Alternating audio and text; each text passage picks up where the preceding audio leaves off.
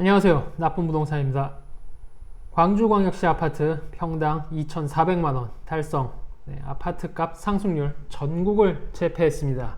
그래서 이게 희대의 거품인가, 당연한 시장의 결과인가, 그거에 대해서 짚어보도록 하겠습니다. 작년 한 10월, 11월부터 올해 한 4월 그 정도까지 이제 언론에서 많이들 접하셨을 거예요. 그 광주광역시의 아파트 값이 이렇게 떡상을 했습니다. 그리고 3년 정도로 보시면 이제 계속 3년간 상승을 했다. 물론 그 전에 광주광역시 아파트 상승은요, 계단식으로 이렇게 올라갔어요. 그렇죠?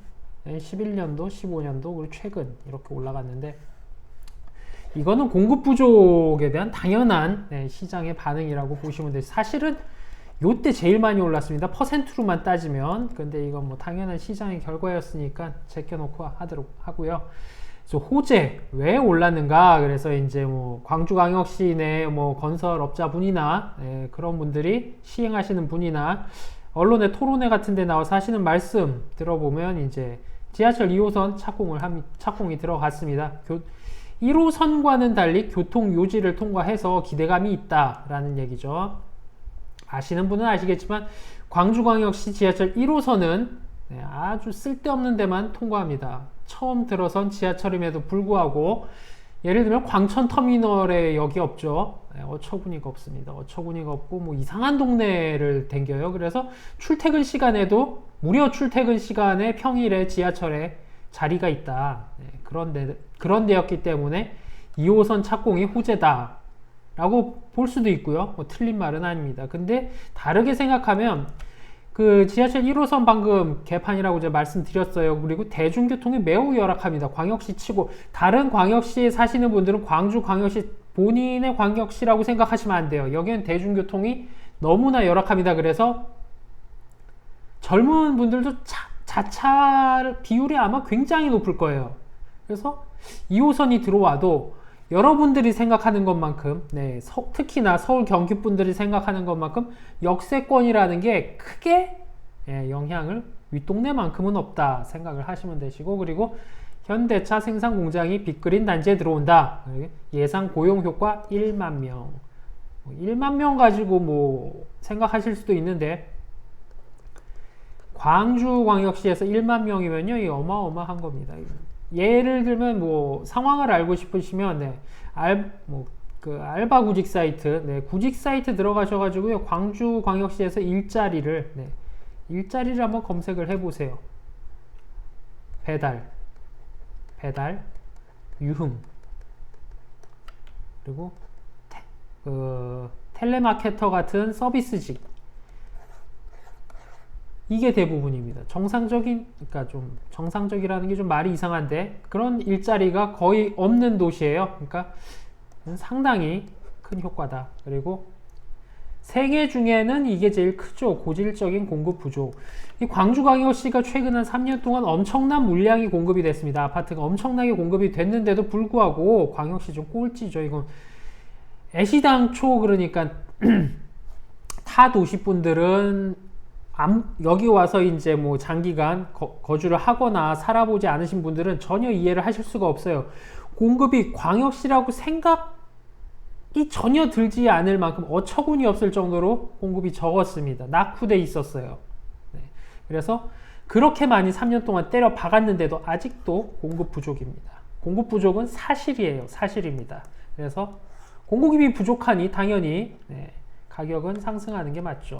그래서 이렇게 자료를 보시면 상승률 전국 최고, 전국을 제패했습니다. 그리고 당연히 가장 큰 이유는 이거겠죠. 이제 광주 아파트 값이 심상치 않다, 이런 얘기는 뭐 한 4년 전부터, 5년 전부터 나오다가 3년 전부터 본격화돼서 이제 나오기 시작했어요.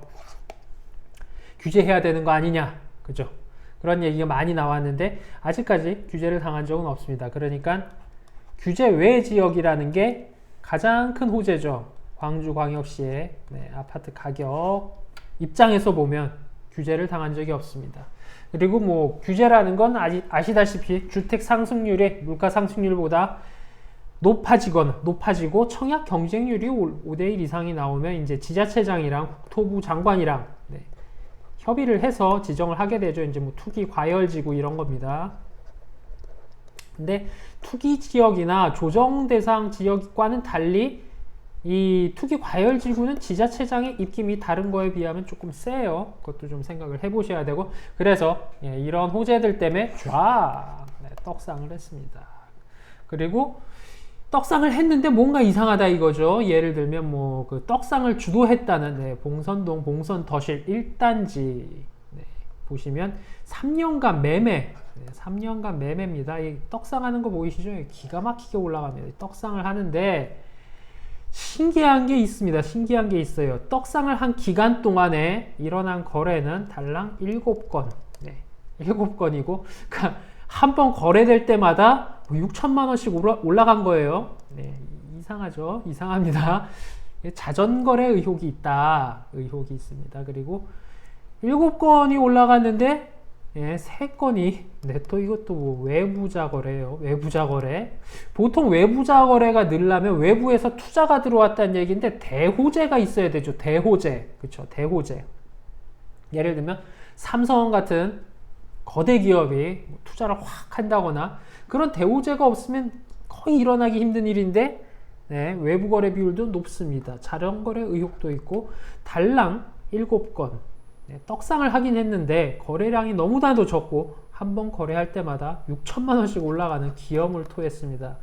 이거는 네, 이상하죠. 게다가 정상적으로 올라왔으면 전세가율이 따라가야 할 텐데 전세가율이 아시다시피 2017년 말만 해도 82%였던 광주광역시의 전세가율이 16%로 떡락을 했습니다. 떡락을 했어요.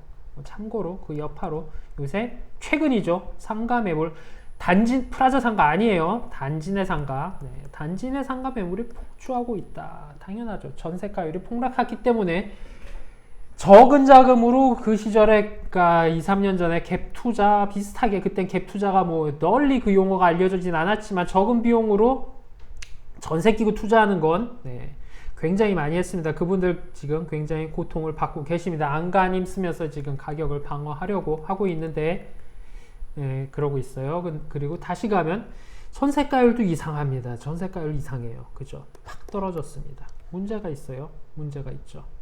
또 봉선동 쌍용 스위트하트 마찬가지 똑같아요. 얘는 아예 얘도 8건으로 두 배 떡상을 했습니다. 8건으로. 그리고 전세는 아까 보신 봉선동 봉선더실과 똑같습니다. 쌍용 똑같죠. 상태가 살짝 더 안 좋아요. 전세가율은 폭락하고 의혹은 많다. 이런 상태고요.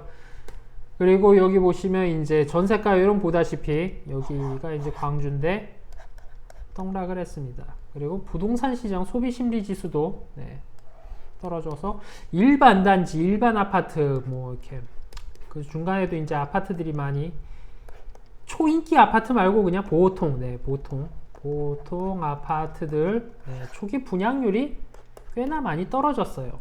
소비심리 지수가 위축되고 전세가율이 떨어지고 뭐 그러니까 조심조심 하시는 거죠. 그래서 쫙 올라갔다가 살짝 요러고 있었는데 네, 여기서 이제 올해 중순에 이제 언론에 많이 나온 부분이 나오게 되죠.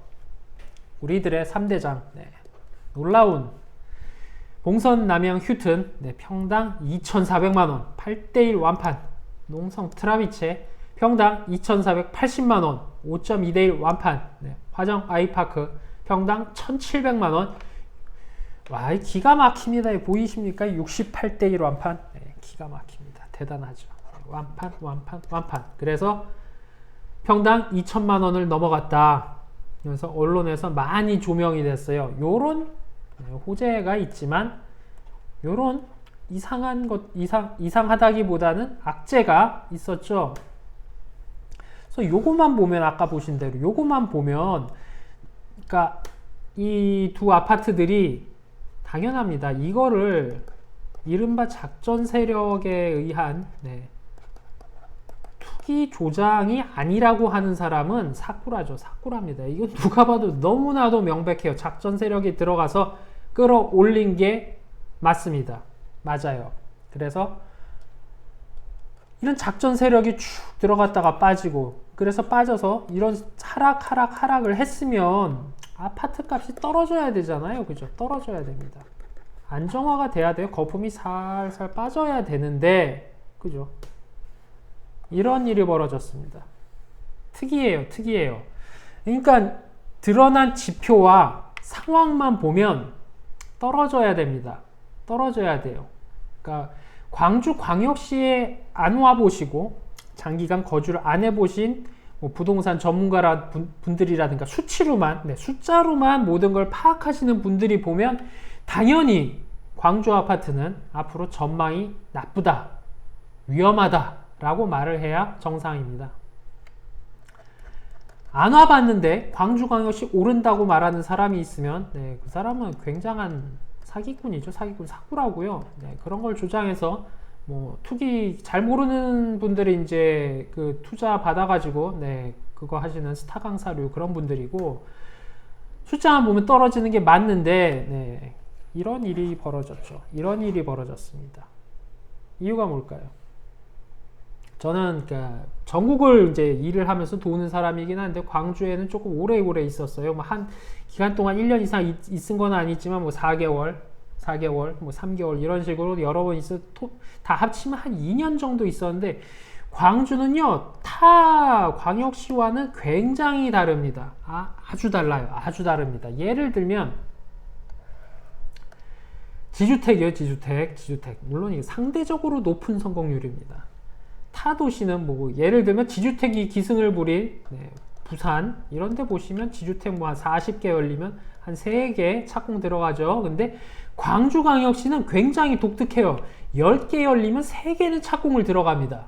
물론 그렇다고 해서 쳐다봐도 되는 상품은 아니죠. 그래도 쳐다보면 안 되는데, 지주택이 10개가 열렸는데 3개가 착공된다는 거, 이건 뭐 굉장히 놀라운 수치다. 이 업계에 계시는 분들은 알겠지만 놀라운 수치예요. 물론 그리고 그렇다고 해서 이 3개에 투자하신 분들이 그 기대하신 만큼 시세 차익을 보실 거냐? 그건 아니죠. 이제 수많은 추가 분담금이 들어갈 거기 때문에 어쨌든 지주택은 착공만 들어가도 다행인 쓰레기 물건인데도 불구하고 굉장히 특이해요. 그래서 지주택 성공률이 굉장히 높습니다. 상대적으로.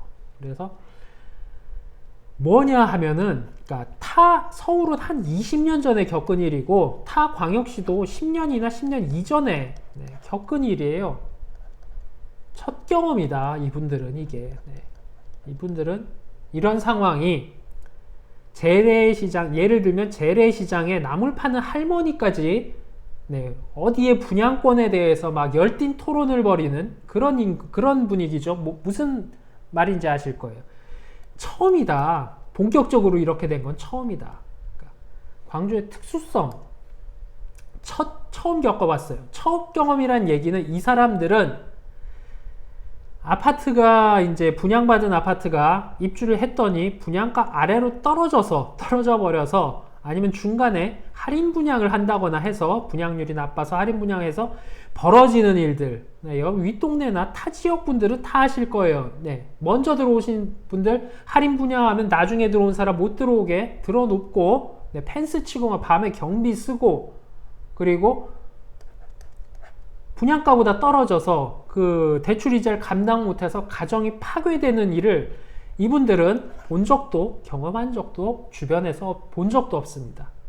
그런 걸 생각하셔야 돼요. 그리고 처음 겪어보는, 그러니까 일반적인 뭐 노동이나 직장을 다니거나 뭐 여러 가지 기존에 알려진 방법으로 이제 수익을 버시다가 사인 몇 번 하고, 그죠? 사인 몇 번 하고 누가 1억을 벌었네, 2억을 벌었네. 시민들의 욕망이다. 시민들의 욕망이 개개인의 욕망이 아니라 대부분의 시민들이 경도되어 있다라는 거죠. 첫 경험이기 때문에. 게다가 광주의 특수성은 지주택 성공률, 당연히 첫 경험에 이런 욕망이 가득 차 있기 때문에 지주택도 성공을 하는 것이고, 또 특수성이라 그러면 여러 가지가 있어요. 저는 그 업을 하기 때문에 관이랑 엮일 때가, 예, 그러니까 부동산 쪽에서 관이라 그러면 네, 구청, 시청이겠죠. 그러니까 뭐 이렇게 뭐 협업이라기보다는 뭐 이렇게 업무로 마주칠 때가 많은데, 광주는요 뭐 이런 일이 아니 이게 승인이나? 아니 이게 어떻게 승인이 나지? 예를 들면 이런 거예요. 비일비재합니다. 특수해요. 타 지역 분들이 생각하는 기준과는 많이 다릅니다. 많이 달라요. 그래서 처음 겪은 시민들의 욕망과 광주광역시의 특수성이 섞여서 모른다. 그죠? 모른다. 몰라요. 모릅니다.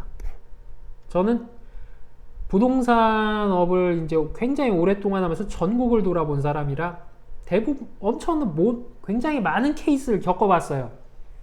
근데 저보고 광주광역시 아파트가 이제 어떻게 될 것 같아요? 라고 누가 물어보면 몰라요. 모릅니다. 몰라요.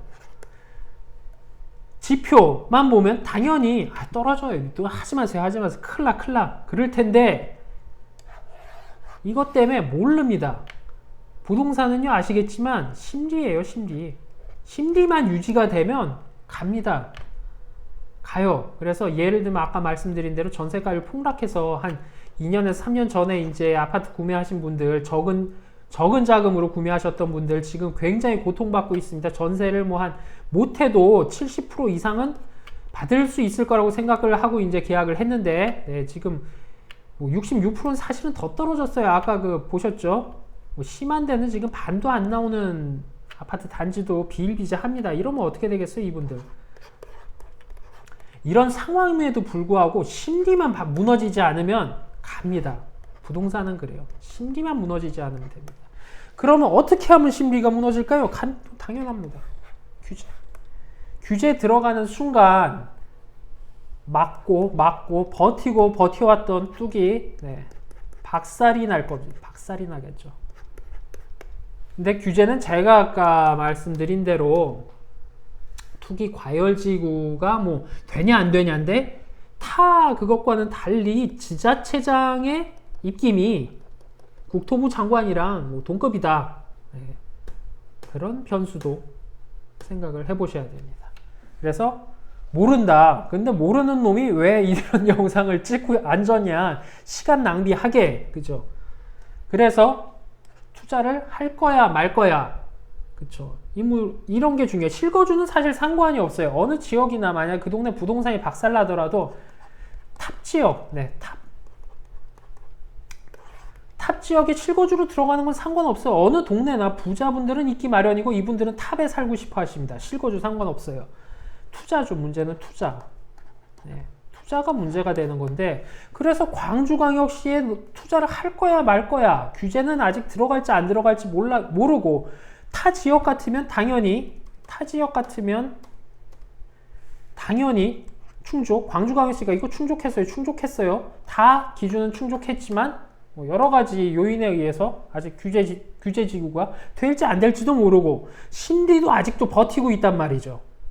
투자라는 게 장기간 3년, 5년, 아파트 같은 경우에는 입주 시기까지 계산을 해야 되니까 다른 것보다 짧진 않지만 그래도 10년 할 거 아니잖아요. 그죠? 한 3, 4년 하고 빠질 수도 있습니다. 그래서 투자를 할 거야 말 거냐 물어보실 수가 있어요, 저한테. 그러면 저는 단호하게 말씀드릴 수 있습니다. 단호하게. 앞으로 이제 더 오픈될 광주광역시의 그 평당가, 평당가. 그죠? 평당가. 그 평당가로 투자를 할 거냐 말 거냐 하면 당연하죠.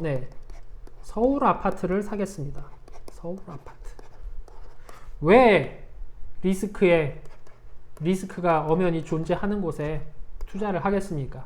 그러니까 자본이 제일 싫어하는 건 손해가 아니죠. 묶이는 거랑 불안정한 걸 제일 싫어합니다. 불안정한 거. 약간 잃고 빠지는 게 낫지, 불안정함이 오래되면 확 떨어지겠죠. 똑같습니다. 돈이 있으시면 투자로 광주 아파트를 왜 삽니까? 서울 아파트, 인기 있는 서울 아파트 사십시오. 오늘은 여기까지 하겠습니다. 다음에는 더 좋은 컨텐츠로 돌아오도록 하겠습니다. 안녕히 계십시오.